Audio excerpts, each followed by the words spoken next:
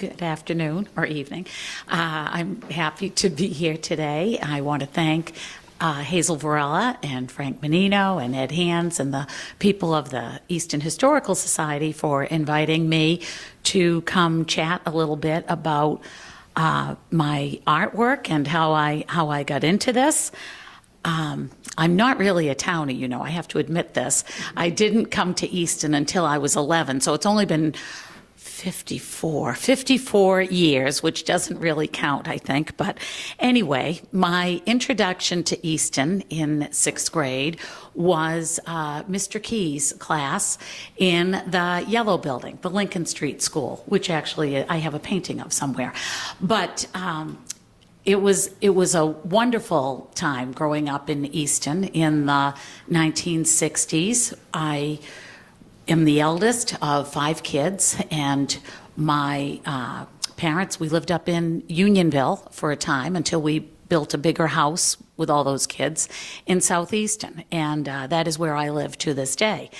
My time in Easton, I remember very fondly bike rides to a lot of local spots that have now become the focus of some of my drawings and paintings. One of our favorite places to go in the world was Borderland, before it was Borderland. We loved to go to the Ames Free Library, was always a precious place to hang out. And we loved downtown Easton and O'Connor's News Store. And, you know, I've painted it now as the farmer's daughter and so on. But this was, you know, the Easton of the early 1960s. Some of the people who have made the biggest impression on me and helped me, I think, to sort of get where I am today are some of my former teachers. And as a teacher myself from Oliver Ames High School, I have to give a big shout out to the Easton Public Schools because I think they are phenomenal. And I guess that I should say thank you, you know, all these years later for the wonderful opportunities and encouragement that I got in that school system. So starting out in 6th grade at the Yellow Building with Mr. Varela as my principal, I was soon introduced to the fabulous history of this town of Easton. Whether it was in Mrs. Varela's history classes, and I think I had her for 3 of my 4 years of high school. One of those years, she was out on maternity leave. You could not teach if you were obviously pregnant back in the day. And she and Duncan Oliver really fostered in many of us a love and appreciation of the Ames family, of what they had done for this community and for the architecture of Henry Hobson Richardson and Frank Law Olmsted. And so this was my introduction to, you know, appreciating the community around me. Growing up, we had 1 car. And my mother was home, you know, with little babies. As I said, I was the oldest of 5 of us. And so we didn't get into many, you know, shows and concerts and museums for a time. But I had a godmother, my Aunt Marie, who took her job very seriously. And she was wonderful to me. She had no children of her own. And she was, to me, this unbelievable, sophisticated lady.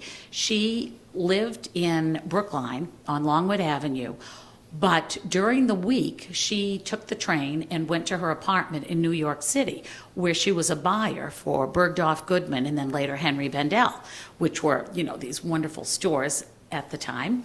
And on school vacations, and when I was you know, maybe free for a couple of weeks in the summer, Aunt Marie would take me to museums in New York City, and we'd go to shows. And she took me to my first Broadway play. And it was Aunt Marie who took me to my first exhibit that I can remember. I don't know, do you have those times when you can remember, oh my gosh, that's amazing? You know, something that you saw or something that you heard for the very first time? Well, I remember the very first time I saw a Mary Cassatt painting. Aunt Marie had taken me, and I know that the girl with the red hat is in Worcester now at the Clark Institute. But you know, the girl with the red hat, when I saw her, I think she was in Boston. I'm stuck. I think that there was an exhibit at the Museum of Fine Arts in Boston of some of the Mary Cassatt work. And my Aunt Marie bought me a print in the gift shop of that girl. And this is not the print. This is my painting of the print, which I practiced many times before I thought it got even remotely close to what hers looked like. But maybe this was the first painting that I fell in love with, was Mary Cassatt's Girl with the Red Hat.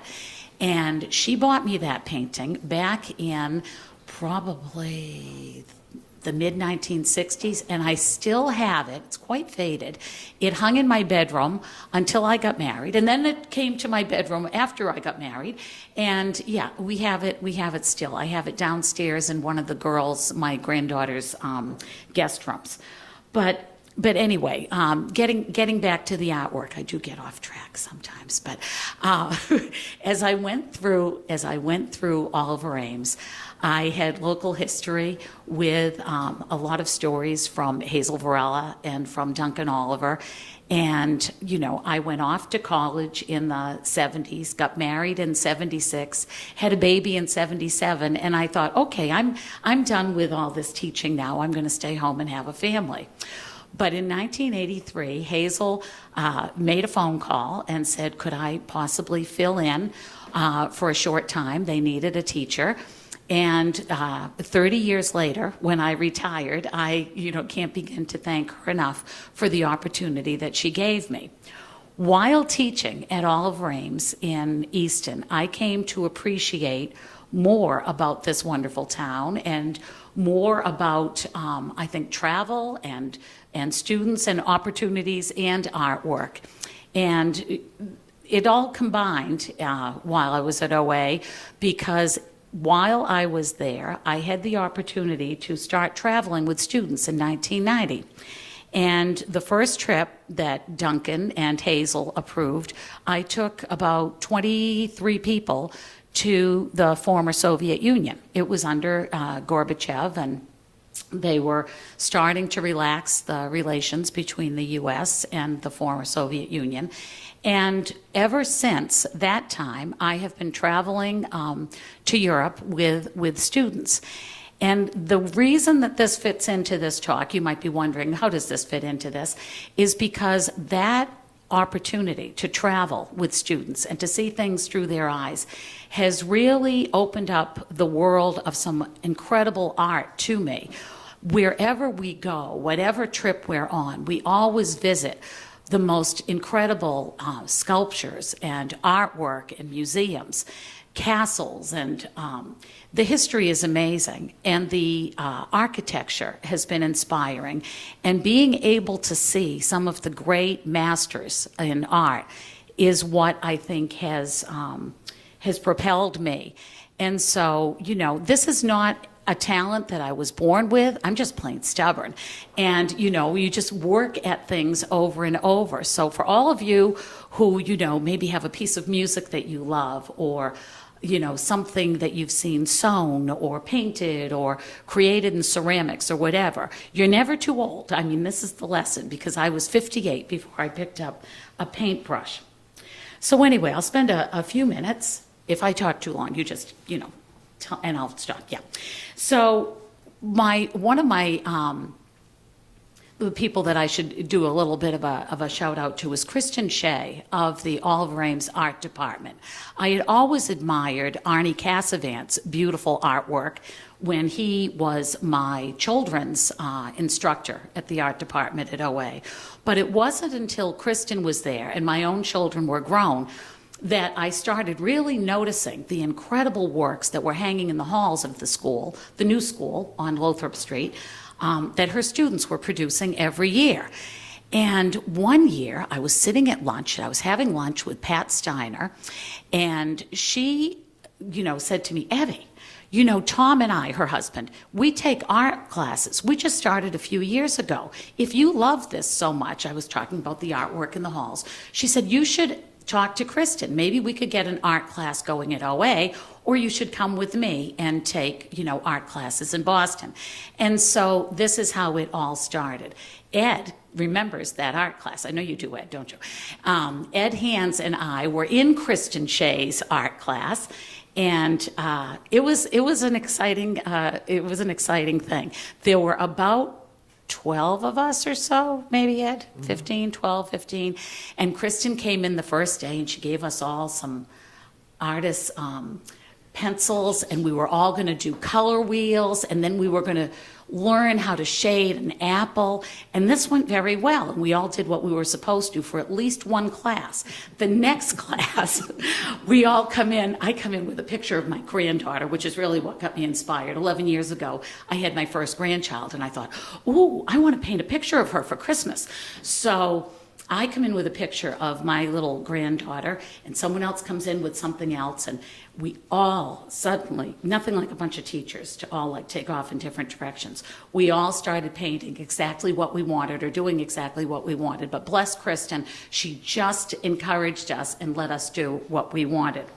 Well, Pat Steiner's suggestion to take some art classes paid off for me, because I had the most wonderful instructor in Dan McCole of South Boston, a very accomplished watercolorist with the American, Association of Watercolor Painters. And one of the things that he had us do, and he only has about 4 or 5 students at a time, is he said, if you really want to be a good painter, you need to imitate. You need to study the artists that you really admire and try to copy their style. Do it over and over again until you feel as though you've got it right. And so that is what inspired me, to tackle Cassatt's. I told you my favorite, painting, the girl with the red hat.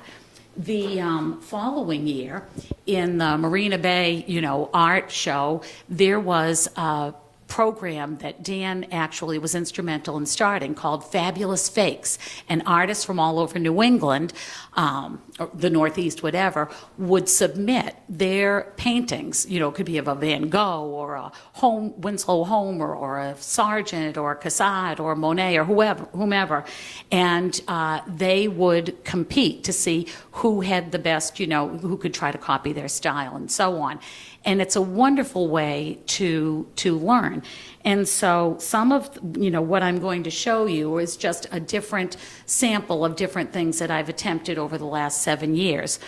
The bulk of probably what is known about my paintings is through the puzzle that Debbie Salisbury and Hazel and Ed were behind, and Frank, for the Easton Historical Society. Hazel called one day and said, "Oh, Evie, do you think you would be able to maybe do some paintings that we could use on a puzzle? We're going to do this for a fundraiser for the Historical Society." "Oh, sure, Hazel, I could do that." Well, then she and Debbie sent me a list, and I'm looking at this list, and there had to be like 20, 25 things on it. And I got off the phone and I said to Ken, "I'm never going to get all those paintings done." But eventually I did, and I do need a kick in the fanny sometimes to get going. So it was very good inspiration. And they do have those puzzles for sale if you're interested. They still need to raise some more money. But in any event, over the years, these are some of the things, and these are just prints of my originals. Some of the originals I still have, many I don't have anymore because they're sold or they're given away to one of those wonderful, 8 grandchildren or 3 kids and their spouses. So this is one of my favorites, and Dan encouraged me to do this because he said that the background effect that John Singer Sargent had gotten in this painting, The Whittling Boy, would test me. He was concerned when I first started out that I wasn't using enough paint. When you're painting in watercolor, a lot of things can end up looking very washed out and pastel-y. And so you really have to slap on a lot of paint and to get some of the dark shades. But that was Sargent's Whittling Boy. This one I did for Father's Day one year for Ken, because this is one of his favorite. Do you want me to hold it up or just leave it sitting there? Leave it sitting there. Okay. So this is Yeah, Winslow Homer's Boy in the Blue Boat, which is a favorite. I think it reminds Ken of, all the times up at Moosehead Lake out in a boat with either his father and his brother, or then with our boys. And that was actually entered into a contest at one point, and I think it got an honorable mention, but I should have told you I won first place, but that's okay. Here is another Winslow Homer, and it is a canoe with the ducks. And again, just every time you tackle one of these things, you're maybe concentrating on, oh, how did he get the sky like that? Or how does he make the water look like water? And yeah, so it's very good to just try. This, I'm not even sure who the artist is who came up with this original, so I apologize to them. But Dan brought a copy of, something that looked very similar to this to class one day and challenged us to try to figure out how to achieve that look. So it was a, lesson that he did for a few weeks on glazing and using watercolors, in layers, which the first few attempts, I was just like washing away my people underneath, because you have to use like a little bit of water, not too much water, or the whole thing is just gonna, get wiped out. But it was fun. It was just a different technique. This is, the next batch of pictures here are from my Easton series. And this place has a special spot in my heart. It was the scene, right, Debbie, of many high school dances we had here. It was, it's most noted for being the spot, no, I'm kidding, of, was it this, the bicentennial? Oh, no, the 275th. We did all the stuff for the bicentennial. Remember that? The colonial costumes, and we did that whole thing. And it also happens to be, where we had our wedding reception in April of '76. A very historic month, yes.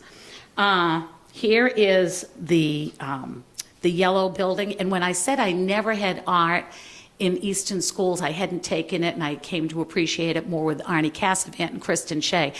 I then remembered I did have one art class with Mr. Rollins. You remember Mr. Rollins? He was downstairs off the rotunda. And I don't remember him ever commenting on anything I did in art class, but he did ask me to be quiet a lot because I never shut up in his class. But anyway, so there was Mr. Rollins' art class in the yellow building. Here is the Ames Free Library, which is more wonderful now than I think it's ever been. It's an amazing place, and this doesn't do it justice, but it is one of my favorite buildings in all of Easton, and people come from all over the country and the world to see this architecture, all this Richardson architecture. All right, where is this? Do we know? Well, it's a picture that I took with Isla and Ella up at Sheep Pasture. Yes, yes, and it was mostly that they liked the cow and the little wildlife. But this was done quite a while ago. I should probably redo it and see if I can do it a little bit better. But here is the Children's Museum, where I still have a membership at my age. Yes, I have a grandparents' membership, and it's a lovely place. So support the Children's Museum. And the railroad station, where we are right now. I have this copy of a painting of the clock farm up on Washington Street. And this is the back side, I believe, of the Governor Ames mansion across the way that now is under the, under the supervision or the ownership of the trustees. Yeah. Here is the clock. I love the clock, but it now graces the center of Easton in front of the former Northeastern Grammar School. And this is actually the top of the Northeastern Grammar School. And I've never admitted this to anyone before, but I should probably give him a public shout out now. This was from a Jonathan Coe photograph that I saw on Facebook. And I thought, oh, that's a beautiful photograph. And so I got a copy of it. So thank you, John. Here is a picture of the the memorial, what do I want to call it? This, Civil War. the Civil War Memorial at, in Southeast, that's Southeastern there, right, yeah, okay. And what do you call this at? I tell the second graders it's a big gear. It's part This of is the big water. gear in front of, The shovel shop. yeah, over there. It's over there in front of Shovel Shop, but I like that. And this is a copy of the Queeset House. I wish I still had the original, because this print that I have of it is very dark. The painting was not as dark as that, but I need to do that again, I guess, the Queeset House. And here's a couple from Borderland. This is where we used to always go ice skating, and we still, well, if it was cold enough, I guess we'd go ice skating again down there. And the bench, which is a favorite spot, and one of my students' families, I think, donated that in memory of their dad, and it says for all to enjoy. The next set, do I still have more time? Yeah? Oh, okay. The next set, I'm just going to go through a little bit, because these are some things that I have not typically had, at Harvest Fair or at Oaks Ames Hall when I've done watercolor sales or anything like that, because I usually have my Easton subjects. But these are, some paintings of Cape Cod. This one is upside down.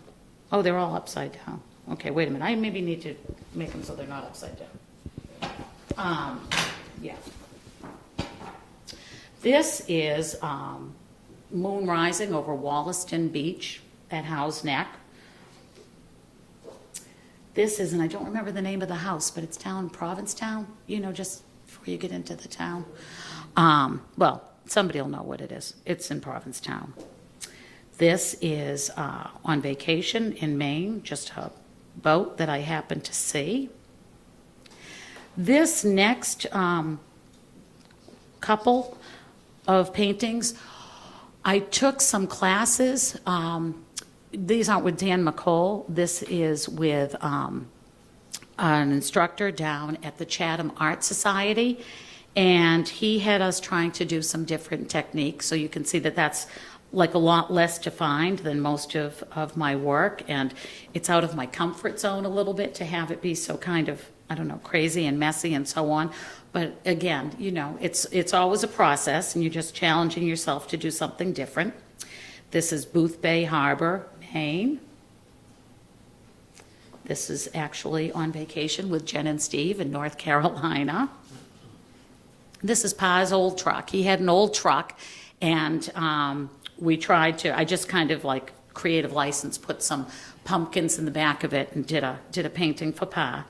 So my 92-year-old father-in-law, who's an absolute peach, Gene Johnson, his mother was actually, had the same name that I do, or I have the same name that she did, and she was a painter. So maybe one of my biggest support systems has been my father-in-law, who is always encouraging, even when things look absolutely horrible. He's, sitting in the recliner saying, well, Eddie, I think you can save it. If you do this or you do that, you can probably fix it up a little. So anyway, a lot of things are done because Pa says I should do them.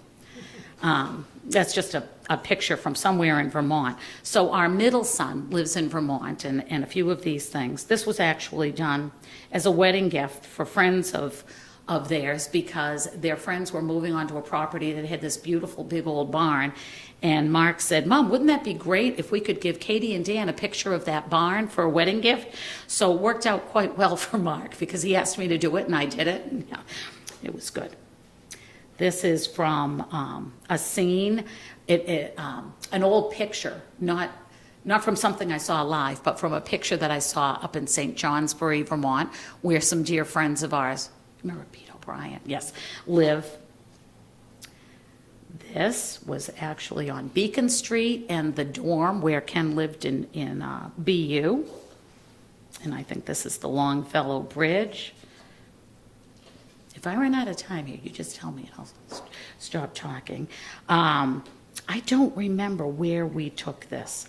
I thought it was, I don't know. I'm not sure. It might have been outside Plymouth, or it might have been down near Wellfleet. But anyway, it's somewhere down near the Cape.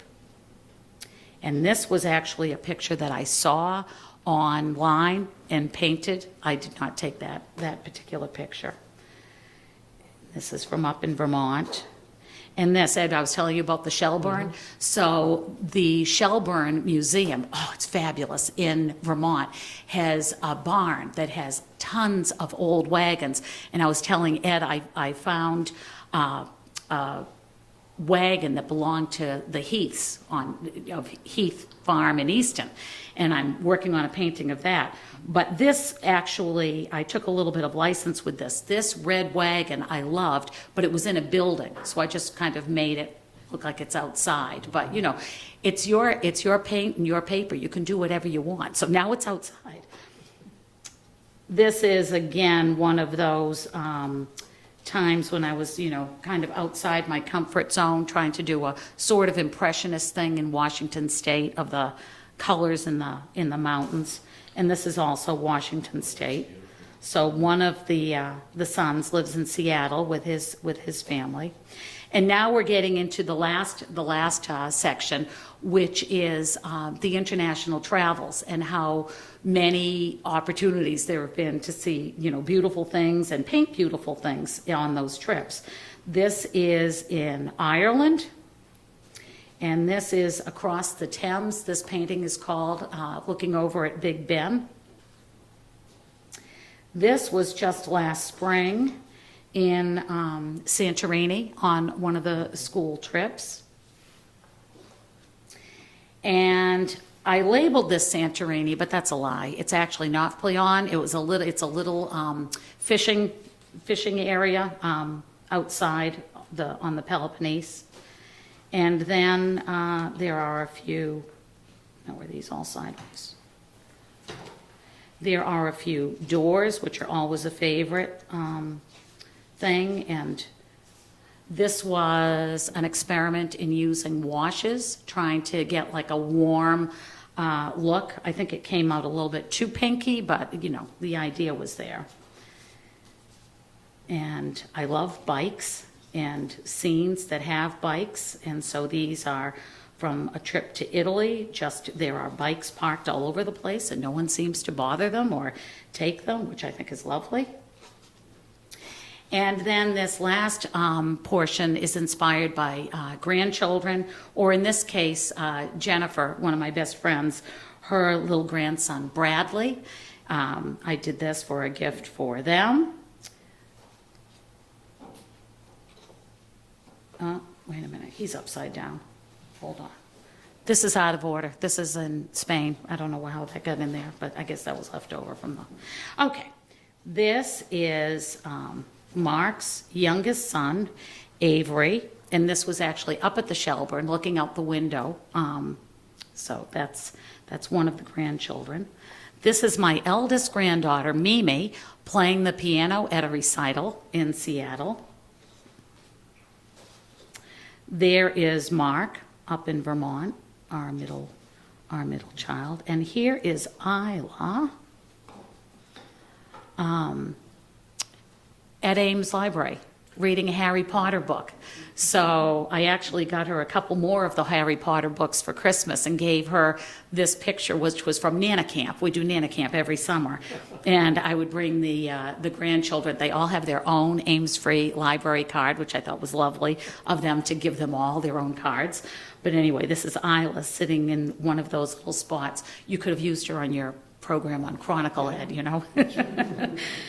Yeah, and these are just miscellaneous, you know, things in different styles. So this was a tonal study, trying to, you know, just do everything in grays and blacks.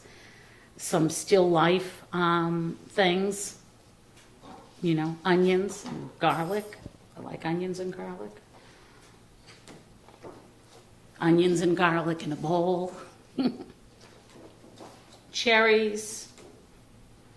And then a couple of flowers, you know, flowers. My cousin Nancy's cherry tree, which is located in Orleans. And then another tonal study with some flowers. So that's about it. So thank you.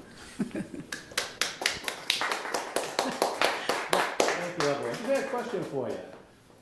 Obviously, you have such an artist's eye. You talked about the bicycles and certain things that get your interest. There's a group of 50 people, tourists looking at something. What is it that you see that nobody else sees?